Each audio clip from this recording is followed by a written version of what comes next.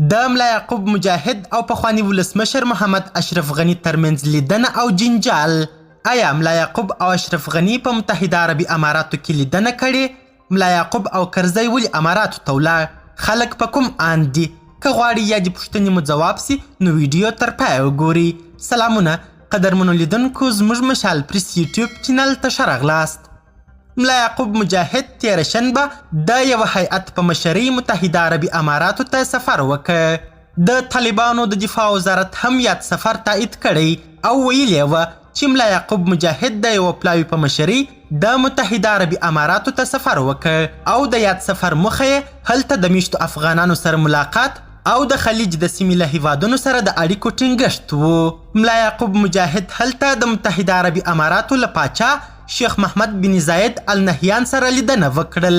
په دې لیدنه کې پر هر اړخیزو موضوعاتو باندې بحث وسو او یو بل ته د اړیکو د ټینګښت ډاډ ورکړ. د ملا یعقوب له سفر سره هم مهاله ښاغلي حمید کرزي هم له ډېرې مودې وروسته بهر متحده عربي اماراتو ته سفر وکړ. د ځینو خلکو په وینا چې ملا یعقوب مجاهد، حمید کرزي، عمر زاخیلوال او ټام ویسټ هلته اماراتو کې له اشرف غني سره لیدنه درلودل.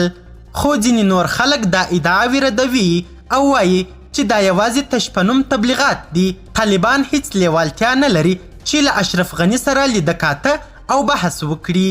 تر دې دمه د طالبانو چارواکو او نورو رسنیو د اشرف غني او ملا یعقوب ترمنځ لیدنه رد کړې او دا یې تشپنوم اوازې بللي. ملا یعقوب مجاهد تیره شنبه هلته له میشتو افغانانو او سوداګرو سره د هیواد پر روان وضعیت غږېدلی دی. نوموړي په یوه وینا کې چې ځینې برخې یې رسنیو ته لیږل سوي د افغانستان په روان سیاست تم سوي او په خپل حکومت کې د ټولو افغانانو په ګډون ټینګار کړی. د ویلي د افغانستان هر وګړی که د هرې ژبې، هر ولایت، هر قوم یا هر لوري وي هم باید په اقتصاد کې، هم په نظامی او هم په سیاست کې برخه ورکړل سي. هر افغان چې په هره برخه کې خدمت کوي پر دوی دروازې نه دي تړل سوي او موږ دې ته کار کوو چې دا زمینه لا برابره سي.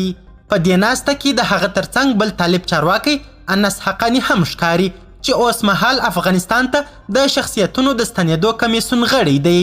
ملا یعقوب مجاهد په دې ناسته کې په خلکو هم غږ وکړ چې د هغو کسانو پر وړاندې ودرېږي چې د ده په وینا د ملي ګټو ضد دي او بهرنۍ اجنډا پلي کوي. قدرمنو لیدونکو، نړۍ مننه چې ویډیو مو تر اخري شیبو وکتل. تاسې د مولوي محمد یعقوب مجاهد په اړه څه نظر لري؟